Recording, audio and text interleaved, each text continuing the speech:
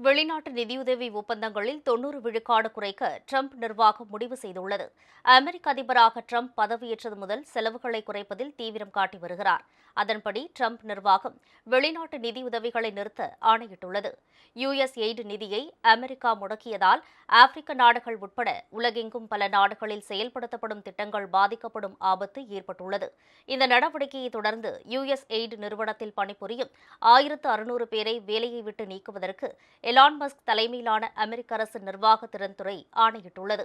வெளிநாட்டு நிதியுதவி திட்டத்திற்கான நிதியுதவியை நிறுத்தியுள்ள ட்ரம்ப் நிர்வாகம் இப்போது ஒரு பெரிய நடவடிக்கையாக யுஎஸ் எய்டு நிறுவனத்தின் வெளிநாட்டு உதவி ஒப்பந்தங்களில் 90 விழுக்காட்டுக்கும் அதிகமானவற்றை குறைக்க முடிவு செய்துள்ளதாக தகவல் வெளியாகியுள்ளது.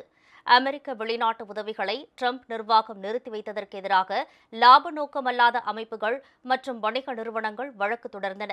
இந்த வழக்கை விசாரித்த நீதிமன்றம் வெளிநாட்டு நிதியுதவியை ஒப்பந்ததாரர்களுக்கும் மானியம் பெறுபவர்களுக்கும் வழங்க அவகாசம் வழங்கி ஆணையிட்டது.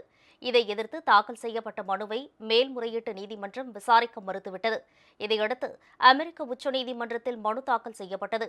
இதை விசாரித்த தலைமை நீதிபதி ஜான் ராபர்ட்ஸ் மாவட்ட நீதிபதியின் ஆணையை நிறுத்தி வைத்து இடைக்கால ஆணை பிறப்பித்துள்ளார்.